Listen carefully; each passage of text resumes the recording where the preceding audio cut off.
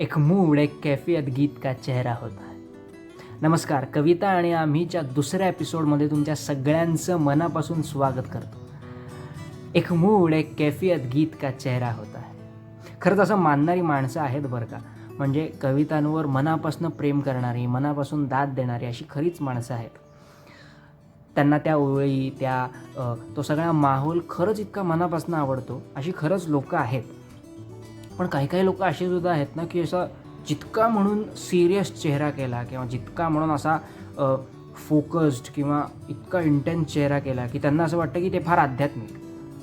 तर त्यावरच मंगेश पाडगावकरांनी एक विनोदी कविता लिहिली.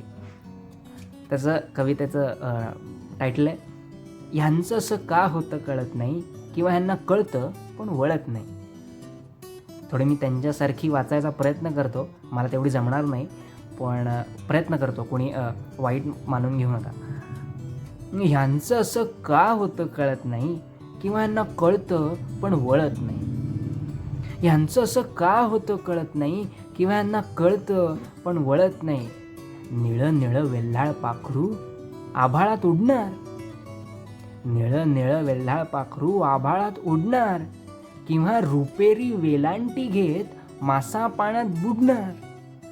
निळं निळं वेल्हाळ पाखरू आभाळात उडणार किंवा रुपेरी वेलांटी घेत मासा पाण्यात बुडणार. ह्याचं सुख नसतंच मुळी कधी ह्यांच्यासाठी एकच असतं, कपाळाला आठी. ह्याचं सुख नसतंच कधी मुळी ह्यांच्यासाठी एकच असतं, कपाळाला आठी.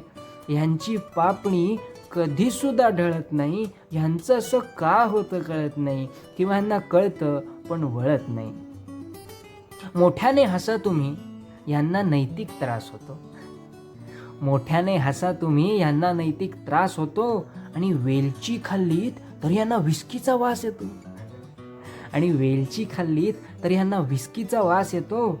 ह्यांचा धोशा सुरू असतो. आमकं खाणं वाईट, डोकं जडसं होतं.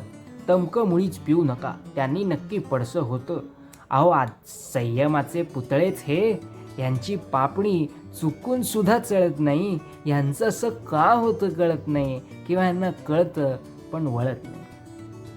अहो सगळेच कसे बागेमध्ये व्यायाम करीत असणार. म्हणजे एखाद्याने केलं तर ठीक आहे हो, पण सगळेच कसे बागेमध्ये व्यायाम करीत असणार किंवा हातात गीता घेऊन चिंतन करीत बसणार.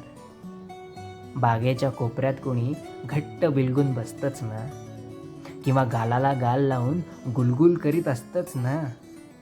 बागेच्या कोपऱ्यात कोणी घट्ट बिलगून बसतंच ना, किंवा गालाला गाल लावून गुलगुल करीत असतंच ना. असं काही दिसलं की ह्यांचं डोकं सणकलंच आणि ह्यांच्या अध्यात्माचं गळू अवघड जागी ठणकलंच.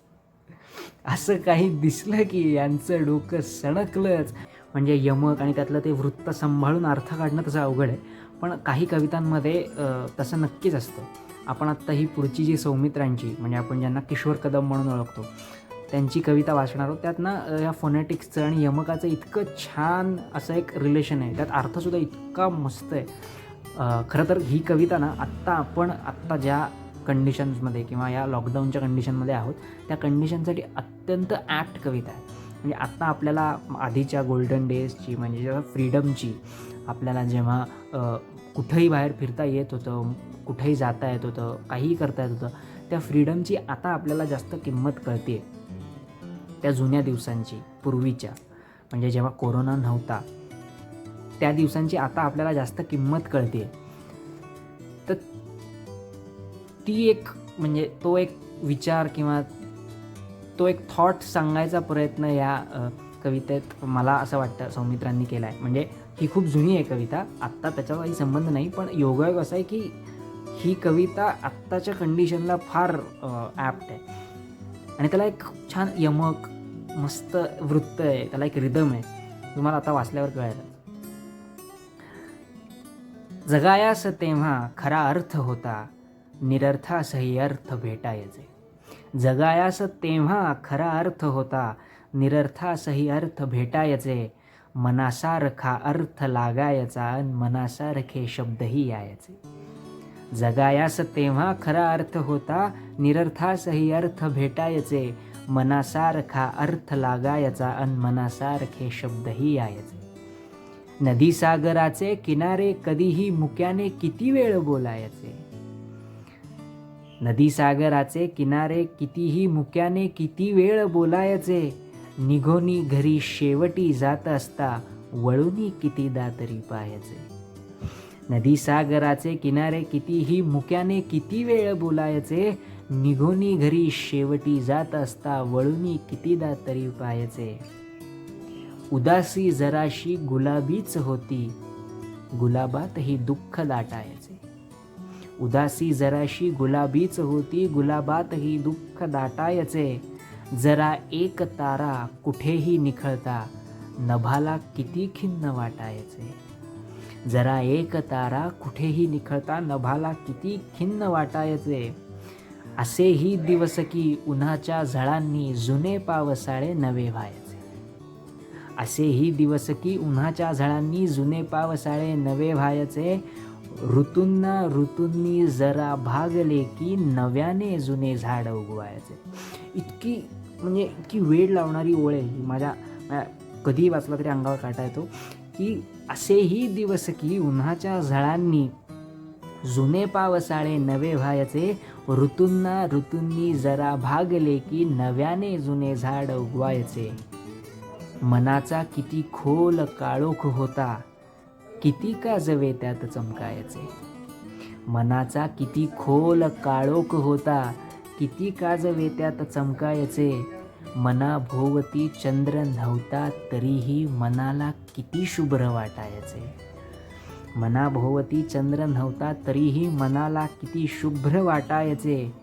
आता सांजवेळी निघोनी घरातून दिशाहीन होऊन चालायचे. आता सांजवेळी निघोनी घरातून दिशाहीन होऊन चालायचे. आता पाऊलेही दुखू लागली की जरा मीच त्यांना उरी घ्यायचे. आता पाऊलेही दुखू लागली की जरा मीच त्यांना उरी घ्यायचे. जगायास तेव्हा खरा अर्थ होता, निरर्थासही अर्थ भेटायचे. धन्यवाद. कविता आवडल्या असतील तर प्लीज लाईक करा, शेअर करा, कमेंट करा आणि अजून ज्यांनी सबस्क्राईब केलं नसेल त्यांनी प्लीज सबस्क्राईब करा. आणि सबस्क्राईब करणं फुकट आहे. सबस्क्राईब करा आणि शेजारी बेल आयकॉन येतो आहे तो दाबा, म्हणजे आम्ही जो व्हिडिओ टाकू त्याचं नोटिफिकेशन पहिल्यांदा तुम्हाला येईल. आणि आम्ही तुमच्यासाठी जी कविता वाचायला हवी आहे तुम्हाला तर ती सुद्धा कमेंट बॉक्समध्ये कळवा. आम्हाला कमेंट्स येत आहेत, फक्त आमचं जे प्लॅन्ड आहे ते झाल्यावर आम्ही तुमच्यासाठी नक्की त्या कविता वाचू. पण प्लीज कमेंट करत राहा, कारण तुमचा सपोर्टसुद्धा महत्त्वाचा आहे. थँक्यू.